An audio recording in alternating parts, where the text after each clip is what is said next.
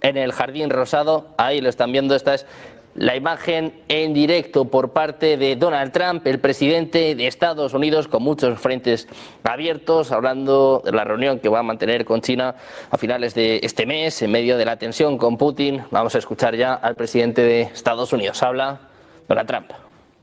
What a friendly group this is. No Democrats are here, right? Well, I want to thank everybody. This has been a labor of love. You know, we took over a building that was not properly taken care of. It just wasn't. It's a very special building, and we are taking care of it. This was grass, and when you have a news conference, and this was going on for many years, but everybody would just sink into the mud. It was extremely luxurious grass, especially when it was raining, because you'd go down about 5 inches into the mud. And when we had a press conference here, all the press standing back there, they'd be cursing me. The women would be lifting up their shoes saying, "You've destroyed my shoes, this is terrible." So we got a stone that's the exact same stone and color as the White House itself, because we wanted the friendly feeling of that light color. And it reflects the sun, and it keeps you cool even in the summer. And we've had press conferences. We finished it about a month ago. This is, as you see over here, the Presidential Walk of Fame. And we had this long wall with half windows because that used to be a swimming pool on the other side of the wall. That was the swimming pool where Jackie would say, "I hear women inside." Are women inside? Quite a famous, I'm not saying anything, this was a part of a movie. And the Secret Service said, "No, ma'am, there's no women inside, ma'am. I'm sorry, ma'am, you're gonna have to move along. But I hear women inside." "No, ma'am, you'll have to move along, ma'am." So that was the famous swimming pool. Now it's even worse. It's for the media. They covered the pool up. They covered the pool up, and now it's for the media. And I think we have a small representative group. I don't think they allowed the rest of them. I can't believe it. What happened? They're all on the other side of the wall. Can you believe it? Because this is supposed to be sort of a private event. And there is no such thing in politics as a private event. Lindsey, you learned that a long time ago, right? The great Lindsey Graham, doing fantastic. You're up 34 points, Lindsey. That's not bad, I'll tell you. It's not bad.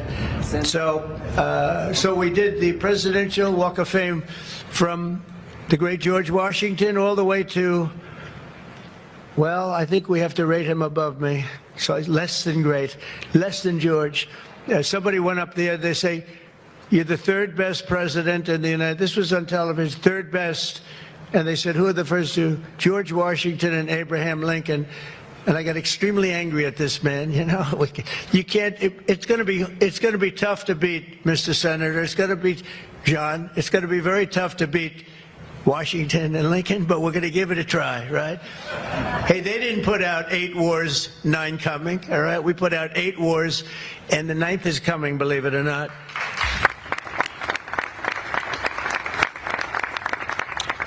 So I just want to say it's great to be with you. And when we're finished, later on, we're going to have a little quick lunch, and they do great food at the White House. And this is used sometimes for evening, where we've had some incredible people for the evening, and some of the big foreign leaders have been coming. And most excitingly, on the other side, you see the fence and the wall. We're building a world-class ballroom. You know, for 150 years, they've wanted a ballroom here. We don't have a ballroom. We have a little cocktail area, but we don't have a ballroom. The East Room, it's called, is a very small cocktail area. It holds about 88 people if it's tight. And I said, if I do this again, I'm going to get a ballroom built, and we're putting up our own money. The government is paying for nothing. You probably hear the beautiful sound of construction to the back. You hear that sound? Oh, that's music to my ears. I love that sound. Other people don't like it. I love it, Josh. I think when I hear that sound, it reminds me of money. In this case, it reminds me of lack of money because I'm paying for it, so it's the opposite. But it's going to be one of the most beautiful ballrooms anywhere in the world, and it's going to be able to take care of tremendous things. When you have, as an example, I'm going to see President Xi in 2 weeks. I'm going over to South Korea. We're going to meet in South Korea. We're going to talk about a lot of things. They want to discuss the fact that they're paying 157% tariff. It's a little higher than they thought. And we're doing very well. I think we're going to do well in that negotiation. We've done well, as you know, with Japan, with South Korea, with Europe. The European nations got together, we made a deal, and it was all based without the tariffs. You could have never made the deal. I'll tell you what, tariffs equal national security. Remember that. Tariffs equal national security. You got to remember that. And they also equal wealth for our nation because we've taken in hundreds of... Seguimos escuchando al presidente de Estados Unidos, Donald Trump, repitiendo sus mensajes de las últimas horas. Dice que ya ha terminado 8 guerras, que la 9ª está muy cerca, refiriéndose al conflicto en Ucrania. También habla sobre su reunión con Xi Jinping. Insiste en que va a ver al presidente chino en 2 semanas y dice que lo está haciendo muy bien con China, que los aranceles son necesarios en Estados Unidos. Solely on trade and tariffs. India, Pakistan were going at it. 2 nuclear powers, and serious nuclear. 7 planes shot down. They were ready to go, and I called them up. I said, you go to war, and we're not doing a trade deal. And they said, well, what does one thing have to do with the other? I said, it has a lot. You're nuclear powers, and if you do it, we're not doing a trade deal. And 24 hours later, they called me, we have decided not to do it. We stopped the war. We stopped a potential disaster, a nuclear disaster, because of trade. And it's been really amazing. But the tariffs have made us a wealthy country. They've given us tremendous defense. They've given us things that we can do for other countries, very positive. But again, really, it's national security, it's national defense, and they are so important. And it's incredible that presidents, for the most part, didn't know how to use them, when to use them. If you go back, you'll see some of the presidents that were the most successful were believers in tariffs. And I even see foreign countries now that we are doing very well with taking ads. Don't go with tariffs. They're taking ads. I saw an ad last night from Canada. If I was Canada, I'd take that same ad also. But they're actually on television taking ads. But I do believe that everybody's too smart for that. We have a very, very big and important case coming up. We should win the case based on the legal merit. We should also win the case based on all of the things I just said. But we're a wealthy country again. Last week, as you know, they found $31 billion. They came to see me, sir. We found $31 billion.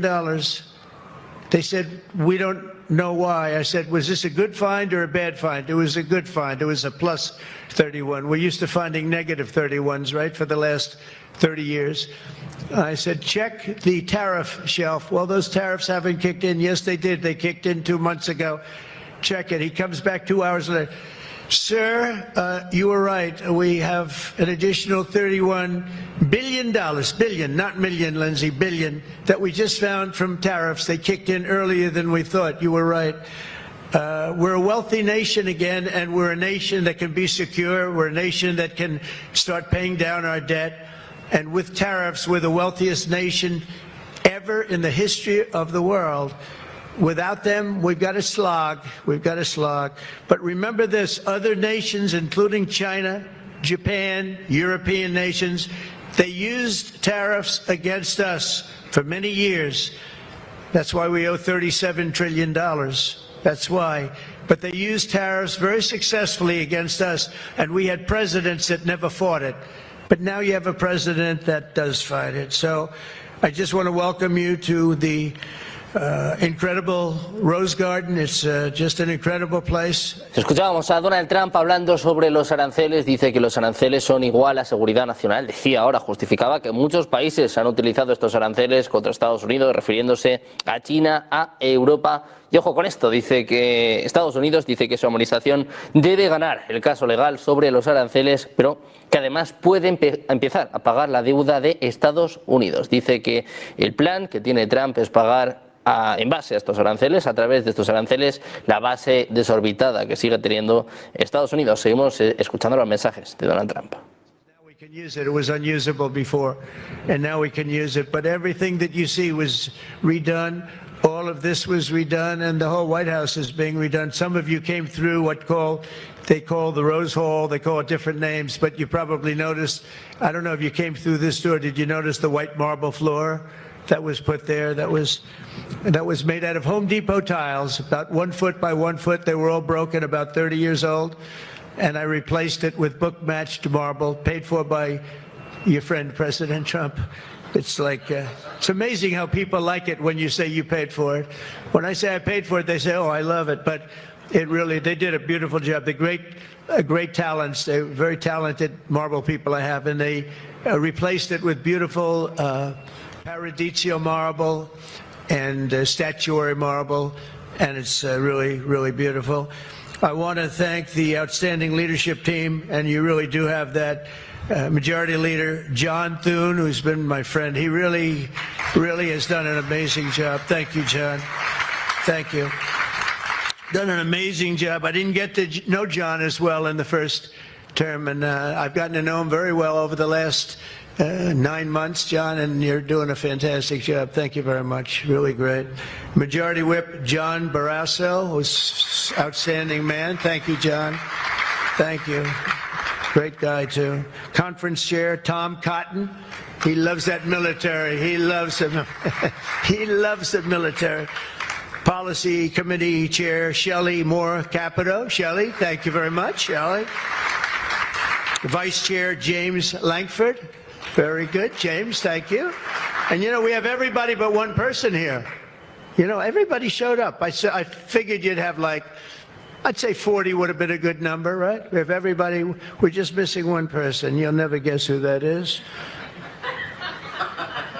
Let me give you, he automatically votes no on everything. He thinks it's good politics. It's really not good politics. He's an automatic no. But I don't know. Look, if he wanted to come, I'd probably let him come, right? I'd let him come. Begrudgingly, but would let him come. And National Republican Senatorial Committee Chair, an unbelievable guy, Tim Scott. You know, Tim, I shouldn't say it because it's so, I don't know if it's going to be. But Tim ran, and he was very effective and very good. But he was on the debate stage and everything else, he was good just because he's good. But he wasn't as good as they thought he was. And when he got out of the race, he endorsed me almost immediately. And I used him as a surrogate, and I wasn't sure if I should because, you know, sometimes I want a total lunatic to get up and fight for me. And Tim is a really good person, so I wasn't sure. And I put him on the stage, and he ripped the heart out of everybody. He was so brutal. He was so unbelievable. It turned out to be absolutely one of my best surrogates, and it includes a lot of you people that were here. You were all surrogates. But Tim ripped these people apart. And after watching 2 or 3 times, then I wanted him all the time, right, Susie? I said, I want Tim Scott, get up there. But he was so good. And I said to him, Tim, when you fought for yourself, you were much different. When you fought for me, you were a tiger. You were like unstoppable. You were, really was. You all saw that. What's the difference? He said, I've never liked selling myself, and I love selling somebody that I really do believe in. I really believe in you, and I just felt that way. And it was so nice the way he expressed it. And I want to tell you, you are a champion. You are a winner, and congratulations. Thank you very much. I never love telling that story because I'm not sure if it's a good or a bad story, but I'm telling you, you are an amazing guy, and you fought for me so hard, and I really appreciate it. You got to be my #1 choice, Tim, so something happened. I appreciate it, and you're doing great doing what you're doing right now. I also want to thank the entire Senate Republican Conference for your tremendous work on confirmations. Boy, did we have a couple of weeks, huh? We had some, I signed like 150 of them, and I didn't use an auto pen, by the way. I signed. You know, when you're signing these important, like a general getting approved from 3-star to 4-star and all of these different things and big confirmations and, you know, big stuff, you really have an obligation to actually sign it, I think. You probably noticed right there, number 46, we put up, right? We put up a little bit of an auto pen. We have 46, we have 45, we have 47. It's very interesting. Yeah, 46 is an auto pen. It's up there. It stays up there. People like it. It's probably going to stay up there for a long time. It's true. And I know you're looking into that. And by the way, the auto pen person said he never spoke to Biden. He worked the auto pen. You're not allowed to do that. So if you're looking at anything, just remember it. And remember, they treated us very badly. They treated us very, very badly. So I think you're allowed to just report the truth, including the confirming of my cabinet much faster than first time. I mean, we went so fast, and I give John Thune and all of you credit for that. It was amazing. All of a sudden, I was calling John, I've got to get him approved. Come on, John, because I was getting like one every 2 weeks. And you know, I have people, they left their job and they left everything, and it looked like they were, all of a sudden, it was like an avalanche. They walked in, James and James, my double James, I call them. They walk in and they had like so many of them. I said, you got to be kidding. Is this like, are you for real, right, James? John Thune did his job, and you got them all done, and you have all those people out there working now, and instead of being very upset with the fact that we couldn't get them approved quickly. So I really appreciate it. You used a method that I wish you could use on U.S. attorneys. You know, I have 10 U.S. attorneys who are phenomenal, phenomenal. A Harvard, a Yale, a this, a that, all top. And the problem is they're not going to ever be confirmed, I guess. I put them in. They'll be there for 3 or 4 months, whatever it's about, and then they have to leave. Because anytime you have, as you know, anytime you have a Democrat senator, not even 2, just 1, they'll say because of the time we're in, we're not approving that person. We're not approving. They never do. They won't approve. And therefore, because of blue slip, I have to tell the person after 3 months, I'm sorry, you'll have to leave. And I put somebody else in. And I've had Democrat senators say the only one we'll ever approve is a Democrat. This is not constitutional.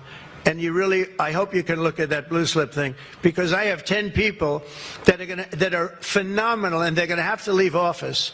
Highly educated, top of their class, everything. And they're going to have a mark on their career that they were a U.S. attorney for 3 months or 4 months, and then they had to leave. And that's so unfair. It's unfair to the public, because the public voted for me in a landslide, and I'm supposed to be picking the U.S. attorneys. And this goes for judges also. But actually more so even for the U.S. attorney with the blue slip. So I have these phenomenal people, many of them young, but truly fantastic people. And they're wondering what's going to happen in another 3, 4, 5 weeks. They're going to have to leave office. I think it's a shame, and I hope you can do something about it, because I'd like to tell those people, you know, we put you there, and you're not going to have on your resume for the rest of your life, you were there for 4 weeks or 6 weeks, and you left like you got canned. So I hope you look at that. Very important. And after your pivotal changes to the Senate rules last month, as a result, this is what you did, the unprecedented obstruction by the Democrats. We've confirmed more than 175 public servants, people that are phenomenal, to keep posts, and that's just been over the last couple of weeks. It's an unbelievable thing what you've done, John, all of you together. So working closely with me in the House majority, the Republican Senate also gave us the largest working class tax cut in American history, and you passed the Lake and Riley Act to throw illegal alien criminals out of our country. You passed the Genius Act and the Take It Down Act with the support of our wonderful First Lady. She got, by the way, she got actual support from the other side. It was bipartisan. I think Rand didn't vote for it again, but I think it was only Rand. We had bipartisan support other than maybe Rand. But another one I'm going to ask you to vote for, and it's in the House now, and I hear it's doing well in the House, James. It's Kate's Law. A young lady named Kate Steinle, I remember it so well, probably 8 or 10 years ago now in San Francisco. She was holding hands with her father on the San Francisco pier, looking out into the water. This beautiful, everything was beautiful, but the person wasn't beautiful that did this. And this was an illegal alien that came into our country 5 times, was thrown out 4 or 5 times, I don't even know, but a lot, and came back and shot her through the head. And she went down and she looked at her father, Daddy, Daddy, something happened, and she immediately passed away in his arm. And I mean, you can imagine, it was so sad, such a beautiful, beautiful, beautiful person. Father was destroyed, you know, virtually destroyed. And they passed they wanted to pass what they call Kate's Law, and it's now again in Congress, and I hear we're going to get it passed in Congress, and when it gets up to the Senate, I hope you guys can pass it. And basically, very simply, it says that if you're an illegal alien and you come in and you get thrown out, if you come back and get caught, you have to spend 10 years in jail. Very simple. Very simple. If they would have had that, Kate Steinle would be alive today. That was a big event at the time. If you remember, Bill O'Reilly, for those of you that like Bill, I think I like Bill, but he was the one, he devoted his life to that law, trying to get it passed.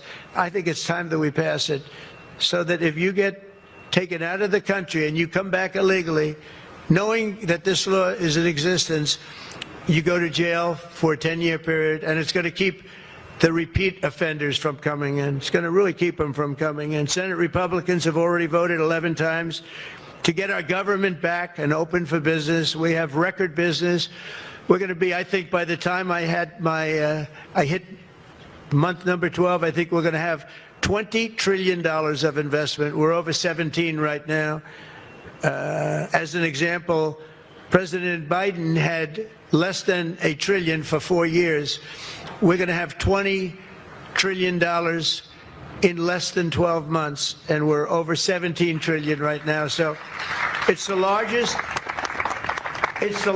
amount in our country by far, by many times. That's in our country. But here's the one. It's the largest amount in the history of the world. There's never been a country that's had anywhere near 17, or it will be 20, and it's going up fast. A lot of it's because of tariffs, because they're coming in because they don't want to pay tariffs. In other words, they make their product in a certain country, and they used to just send it in here, and there was no charge, absolutely. Now, if they have to pay a 20%, 30%, 50%, 100%, or 2% tariff, they say, well, it's better if I build my plant in the United States. It always amazed me I did this first term. We had the greatest economy in the history of our country in first term. We had COVID, and we did a good job with that. That was a curse for every country in the world. It was terrible, but we had the greatest economy we ever had. But if you remember, I started the tariffs, but I held it off because it wouldn't have exactly been good at the time to tell France, you know what they were going through, you know what Spain was going through and Italy was going through, that, by the way, we're going to charge you tariffs. But I had started the process. We were going, the country was doing good, and I took in hundreds of billions of dollars from China. I put the full tariffs on China. Biden left the tariffs because he couldn't, it was too much money, but they gave so many exceptions that they were essentially meaningless. In other words, here's the tariffs, but you don't have to pay if you look at somebody the wrong way. You don't have to pay. So they didn't pay very much. But with me, they were paying hundreds of billions of dollars. And again, I have a great relationship with President Xi. I expect to be able to make a good deal with him, and I want him to make a good deal for China, but it's got to be fair. For years, they were making $500, $600, $700 billion, $700 billion, and we'd be making nothing. It was a one-sided. Honestly, we built their military. We built China's military with the money that we lost for so many years, getting ripped off. So now we're going to have a fair deal. I think we're going to have a very successful meeting. Certainly, there are a lot of people that are waiting for it. Maybe it won't happen. Maybe it won't happen. Things can happen where, for instance, maybe somebody will say, I don't want to meet, it's too nasty. But it's really not nasty, it's just business, and we're gonna do a good job representing you people and representing the people of our country. Unfortunately, in a craven and pointless act of partisan spite, Chuck Schumer, who I've known for a long time, and the radical left Democrats are holding the entire federal government hostage to appease the extremists in their party. And they are extreme. I mean, I've never seen anything like it. They're extreme, and you know what? We had a landslide election. We won the popular vote by a lot.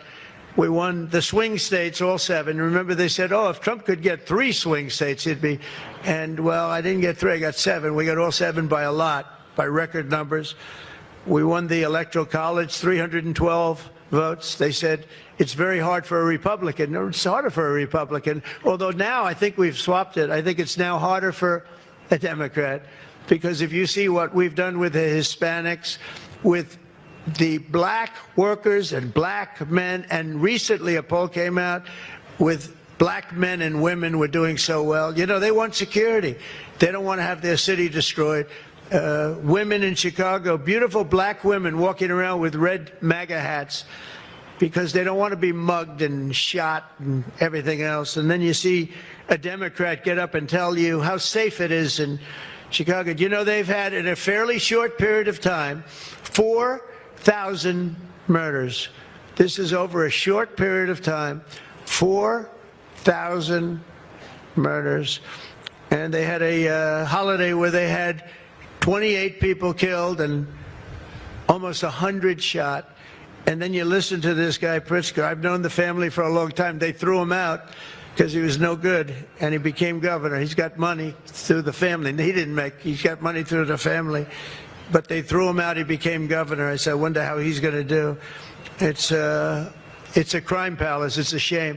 And you know what we did in D.C. is unbelievable. You people, you can walk down the middle of the street, Mr. Senator. You can walk down. You can have your wife meet you at the restaurant, and she's not going to be accosted, shot, beat up, raped. It's unbelievable how bad it was. It was one of the worst in the country, and now it's stone.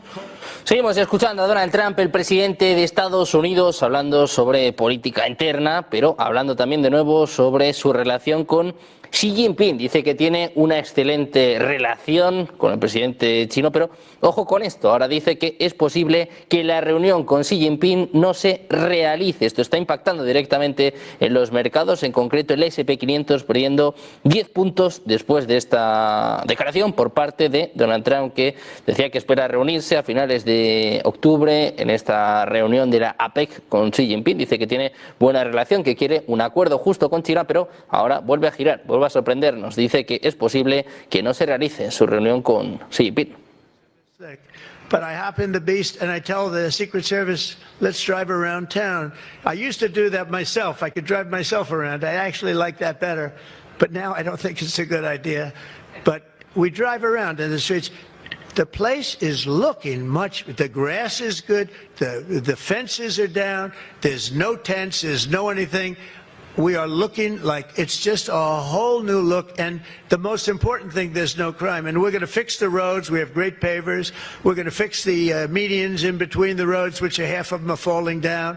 We're going to take some of the tiles off the bridges, the tunnels that you have. They've been up for 40 years. They're rotted. And we'll put up brand new, gorgeous white tiles like it's supposed to be. But this place is looking really good, and we haven't even started the real fixing up of the town.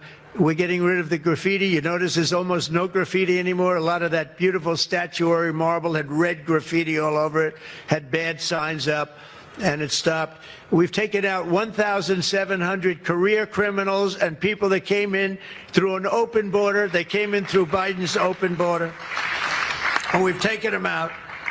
The thing having to do with all of the elements in the great big beautiful bill, I'll tell you, it's amazing what we've done. $200 billion in costs for medical. What we've done, $50 billion for rural hospitals. And remember, no tax on tips, no tax on Social Security, no tax on... Think of all of these things that we've done. This is the biggest, this is the greatest bill. Social Security, no tax on overtime. But no tax on tips. I got that from a waitress in Nevada. I was making a speech, and I'm at one of my restaurants in the hotel I own there, and I say, how are you doing? Well, sir, it's terrible. They're taxing my tips. They're going, I wouldn't have even thought that. And I looked at it, and she said to me, sir, there should be no tax on tips.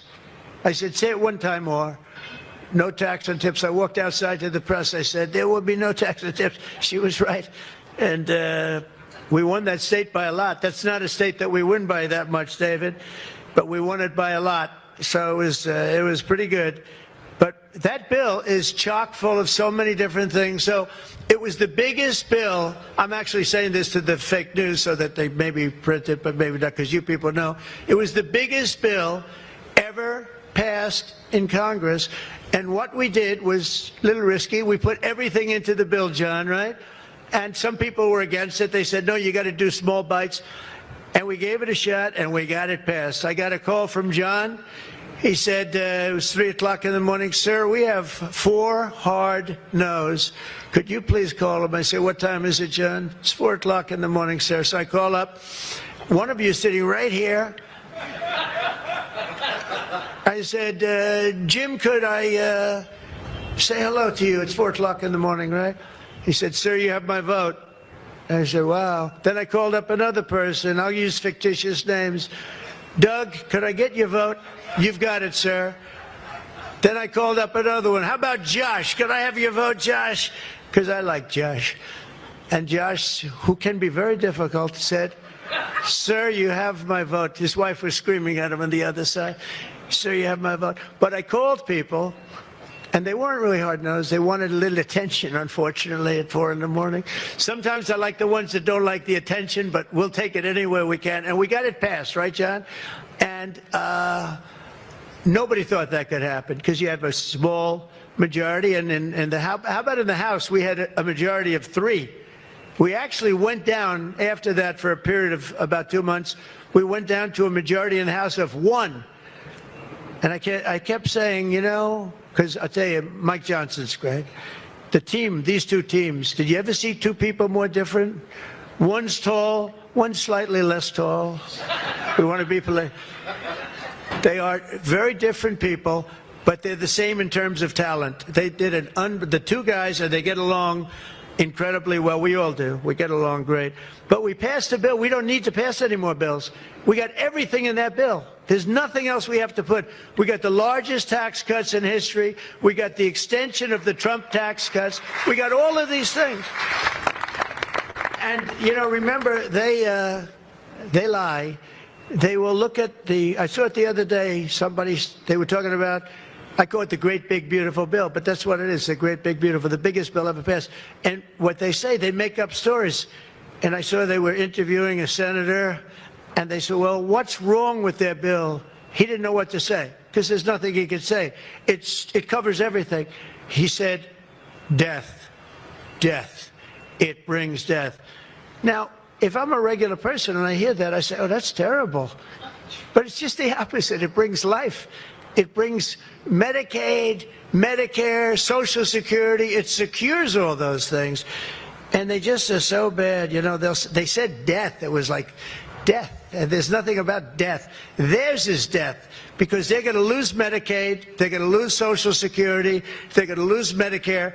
All of those things are going to be gone because the whole country would be bankrupt, and you're not going to have any kind of medical insurance. So with us, it's the opposite. And it's a great bill. We don't need any more. And I want to just say from the beginning, our message has been very simple. We will not be extorted on this crazy plot of theirs. They've never done this before. Nobody has. You always vote for an extension. Chuck Schumer and the Senate Democrats need to vote for the clean, bipartisan CR and reopen our government. It's got to be reopened right now. We're not doing that. They are the obstructionists. And the reason they're doing it is because we're doing so well. We're doing well all over the world. We're doing well with the close to $20 trillion that I just told you about. It will be that number, but even if you take it down to over 17, that's a guarantee. We're doing well with everything. Car plants are pouring back into our country. AI plants, we're leading, we're dominating China right now in AI. And I did something that I think you'd like, because we have an old grid. It's a tired grid. It doesn't have the juice that you need to fire up these plants. You know, these plants will need more than double the energy we have right now for the whole country. That's how big it is. And we can't do that. There's no way we can do that. China's building right now 52 power stations. But I did something better. I'm letting everybody build their own power plant, so they'll become like an electric utility in addition to AI. But if they want to build their own plant, and we get their approvals within less than a month, it used to take 5 years prior to rejection. Sometimes a guy in Louisiana, they had one that took 12 years, and then they got rejected. I got it approved in 2 weeks when I got into office. That was the first term. and the plant is up now, and it's been a great thing for the state. I did it twice, actually. I got 2 of them that were dead after 12 years, and I got them approved, both of them, in less than a week. And that's what we're doing. Lee Zeldin, by the way, is doing a phenomenal job, Environmental Commissioner, I have to tell you. He knows that we have to get them fast, and we're getting them fast. So we're leading China in the AI race by a lot. Under Biden, Democrats voted 13 times for continuing resolutions to keep the government open. And all we want is simply to ask them to do it once again. They always voted for it. They never voted against it. Nobody votes against it. But they do that, and they do. It's partially my fault. I mean, I'm watching you, and I'm looking at all these great faces that I've seen, really great people. I think with few exceptions, a couple of you I don't like that much, but with few exceptions, great people. And you look at what they do, and you look at the game they play, and it's a horrible game. And, you know, we have the hottest country ever.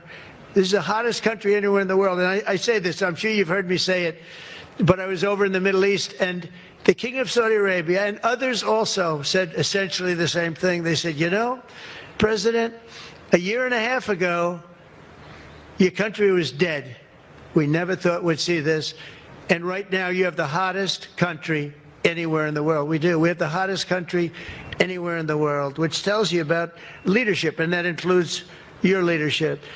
So as you know, my door is always open to anyone. It's not like that AOC. How about her, where she said, she's talking about having rebellions and everything. She said, well, my door is always open. But she's not the leader. I'm sure the leaders felt very nicely about when she said her door is open. Who the hell wants to go into her door anyway? She doesn't know what the hell she's talking about.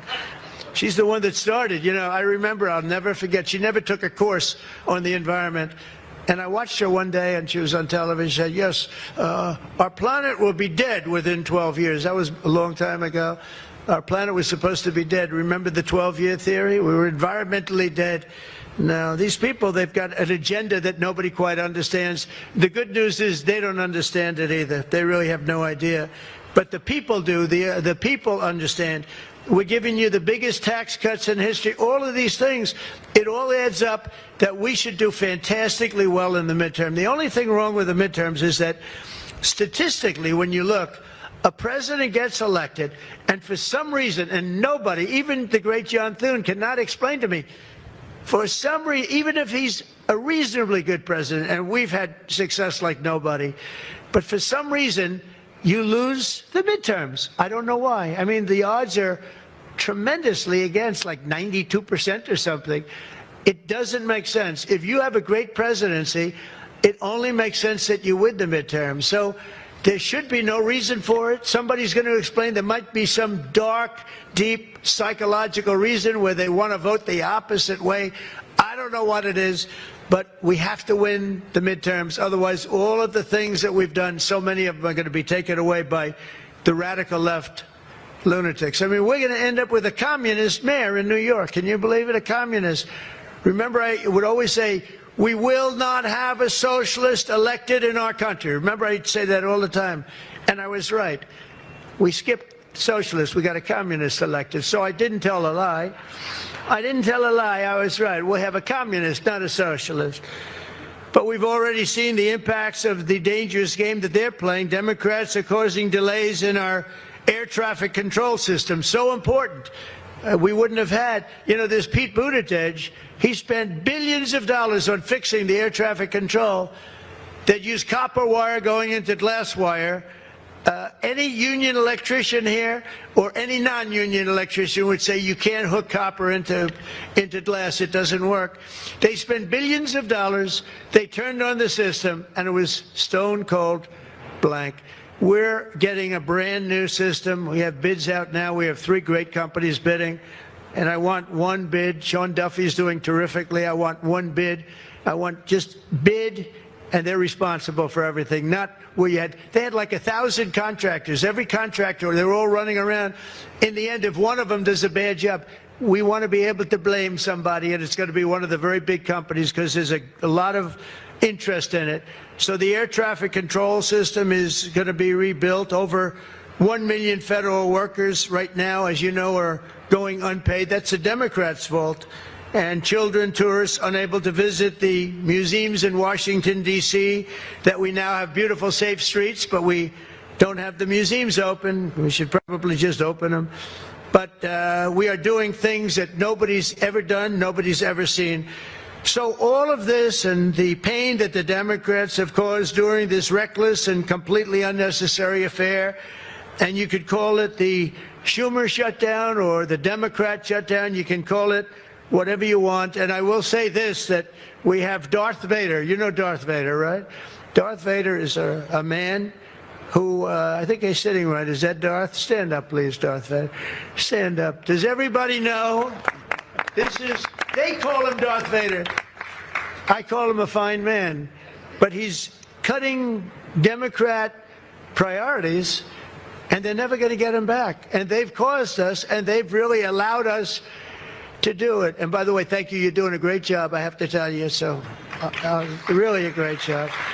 Because many of the things that they're cutting, like the New York project, $20 billion we're cutting it, they're not going to get it back. I mean, they're not going to get a lot of things back. They may not get it back. Maybe we'll talk to them about it.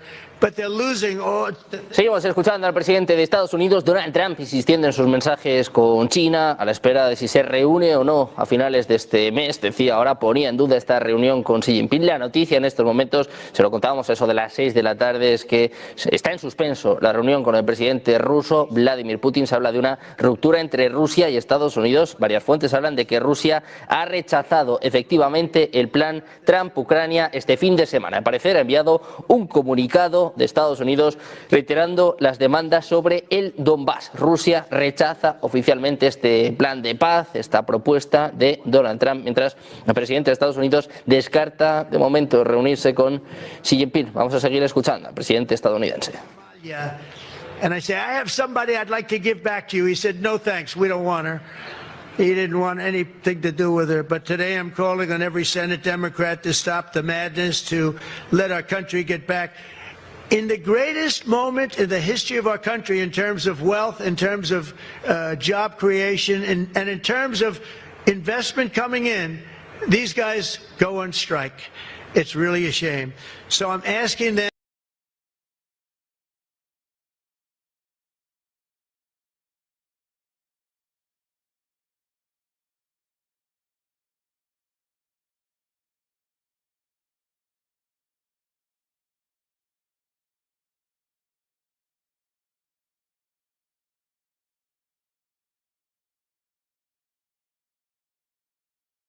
to be smart. It's not working. They're getting killed in the polls. The public understands what they're doing. They're doing the wrong thing. And with that, I just want to say welcome to the White House. When we're finished, they do a great job. When they're finished, we're going to all come in. It'll be a little crowded, but that's okay. Into the Oval Office, we'll talk a little bit, a couple of minutes. Got some interesting things. And I think I'd like to have, if I could, John, come up and say a few words, and we can close it out. And by the way, this is an open mic. It's open to the world. I think they can hear me out on the street. If anybody wants to come up and say after John, say it. We're all friends, and you can speak your heart out. But we've got to get our government open, and the Democrats are trying to keep it closed. Thank you. John, please. Thank you, man. Thank you, sir. Well, Mr. President, thank you for having us. This is the 4th week of the Democrat shutdown, but we are all here today because your Republican team in the Senate is unified. This is now the longest full shutdown in history, but everybody here has voted now 11 different times to open up the government, and we are going to keep voting to open up the government, and eventually the Democrats, hopefully sooner or later, are going to come around. But Mr. President, your agenda is the right one for this country. This is your team. We are your partners in achieving and implementing the agenda that you campaigned on and the American people voted for. And you just mentioned it has been a series of promises made and promises kept, whether it's national security, whether it's the border, whether it's the economy, taxes, regulations, energy. Trump newborn accounts, school choice. You look at what we've accomplished so far. It is a remarkable, remarkable team and a record of accomplishment that can't be matched, and I would argue, at least in my time here, but perhaps in all of history. So thank you for your leadership, and we will continue to be good partners and work with you to get the work done for the American people. And let's hope that the Democrats get wise and starting perhaps even today, vote to reopen the government so we can get back to work for the American people. Mr. President, thank you for having us at your home. You have beautiful homes, and thank you for everything you're doing to make this such a beautiful place. This is America's house. We're delighted to be here. Thank you.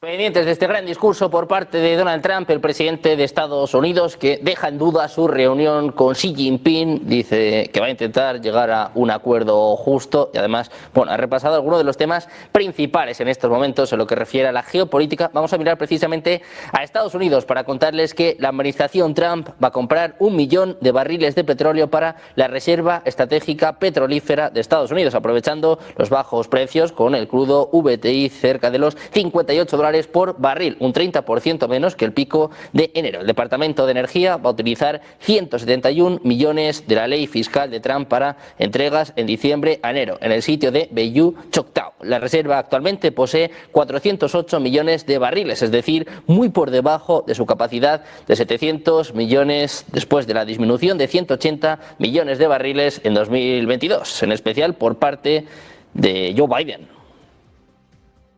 Mientras tanto, les contábamos estas tensiones entre Rusia y Estados Unidos, les contábamos que la reunión entre Putin y Trump está ahora mismo en espera. Se ha detenido también un poco atentos a la espera de la conversación entre Marco Rubio y Sergei Lavrov. Se espera que vuelvan a hablar esta semana, pero de momento se pospone. No hay ninguna fecha para la reunión entre Putin y Trump. La semana pasada el presidente de Estados Unidos apuntaba a Budapest, decía que la próxima semana se celebraría esta reunión, pues ojo con la última hora, y es que según varias fuentes, Rusia ha rechazado efectivamente el plan de Trump sobre Ucrania este fin de semana. En un comunicado lanzado este fin de semana, Rusia enviaba a Estados Unidos un comunicado con sus exigencias, con sus demandas, ya reiterado la demanda del Donbass. Hoy les contábamos que Europa y Ucrania han ideado este plan de 12 puntos que habla de mantener las líneas de contacto actuales, un intercambio de prisioneros, que Trump sea el que de alguna forma pueda gestionar,